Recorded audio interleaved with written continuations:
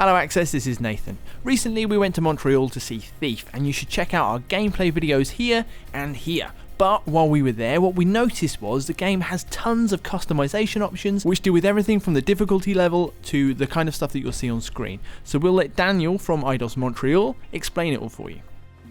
So here we have the main menu of Thief, and we want to just go through, show you some of the customizable difficulties and show some of the options we have already from the beginning, from the get-go here. Cool. So let's go into new game. Let's create a new game. And the first top three you'll see, the Rogue, Thief, and Master, are the natural, easy, medium, and hard difficulties that we would find in most games. Sure. But we have the one called Custom. Let's look at that one, because I think that one's going to be interesting. So, first thing you do is you select what is the the overall difficulty you like. In this case, let's choose Master just for the fun. I would not do that. Just because of the challenge.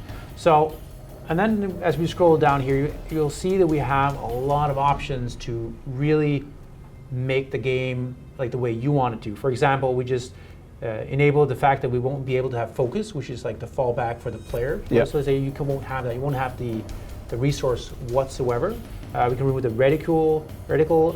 We can remove the stealth, make it only stealth takedowns, which reduces some of the aggressive things you can do. So if you want more of the classic Thief experience, this is where this comes in, and you can kind of like make sure that you get that little more challenging experience. Sure, harder.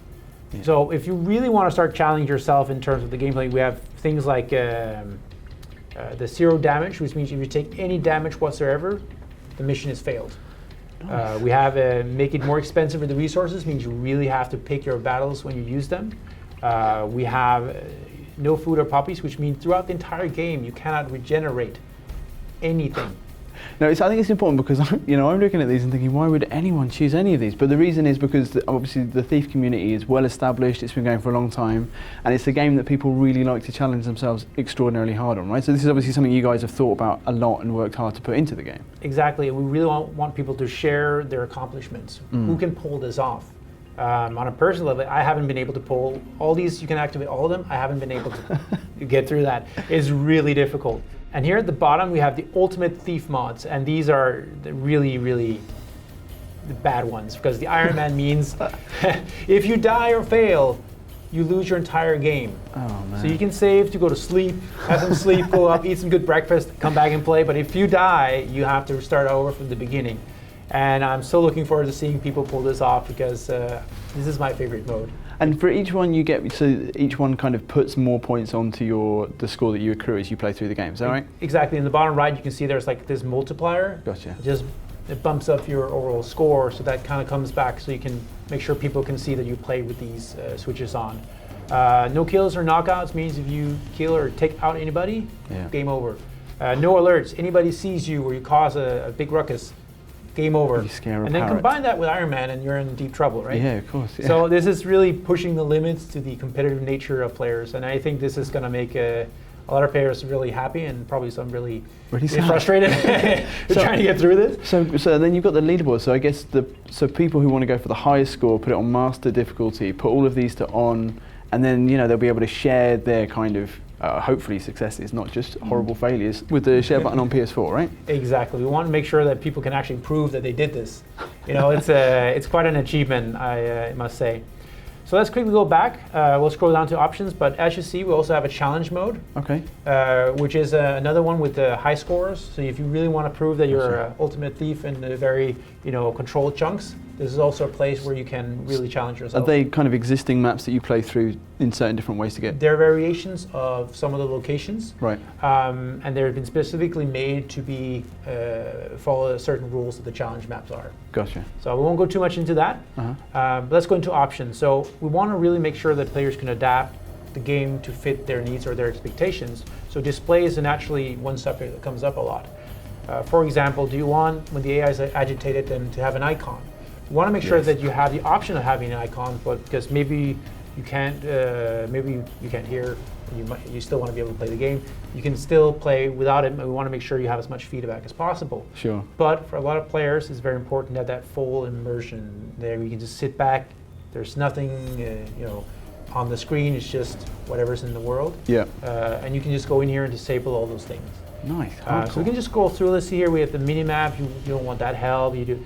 Do you want reticle feedback? Do you want the updates when you pick up a journal? Do you want the light gem to be in the bottom left corner? It comes from the original Thief to tell you whether you're light or shadow. Yes, I do. The loot glint is one of those things that when you pan over an area, you see a little bling. Yeah. Just give you a hint if there's something that you can pick up that's something that has a value to you. Yeah. And you can also like even customize things like the your resource, like your health and focus, to fade out over time or just completely off. Right, okay. There's just a ton of stuff. So these are all kind of visual aids. So again, this is not just immersive, but it will affect how hard the game is as well. Yeah. Exactly. It's harder to aim with the bow if you don't have a reticle, for example. Right, of course. Yeah. Right. So there's a lot of things that that's information that we want to give to players. Yeah, sure. But if you want to, if you're more the player, just want to, go a little more on cruise, put it on easy. You put on all the aids. And you just kind of go with it. That's also a way of experience. If you're more in for the mood, the story, just the experience. But if you are, someone who wants a little bit more challenge, that's why we want to make sure that you have those options. Amazing. In audio, for example, for some players, they don't want hints or anything, or they don't want Garrett talking. So Garrett is kind of a guy who lives in solitude. He appreciates himself, and in some way he talks to himself, to kind of give himself hints to kind of not schizophrenic, but it's kind of his personality to make sure there's a dialogue going on and helping the player, kind of his own best friend. But some players don't want that, so we enable the ability to be able to disable that completely. So if you see here the Garrett voice, we deactivate that. We will only have like the mandatory ones where he would talk loud out to other NPCs or so on. Gotcha. So there's a lot of things you can do to kind of make this experience as close to what you would expect as possible. And that was always a very important part for us. So we can also go into game options, and naturally this is more adapted to the current hardware. Sure. So here we have some specifics for some general ones, and then we have some from specific to the PS4, the motion controls. Okay. Where, for example, we also have the touchpad inventory. So if you want like the circle the dial thing, you can go back to that. But specifically for the PS4, you have the touchpad, and you can like quickly just tap on the area. You learn that pretty quickly when you're playing to quickly go to this correct arrow instead of having to choose. It just kind of like comes as a shortcut thing.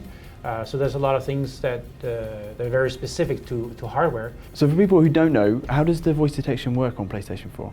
Well, so you need the headset, but then if you say a sound, you would actually create a sound in-world, causing a distraction to attract the guards. Okay, just like dropping a bottle or making a noise. Exactly. Else.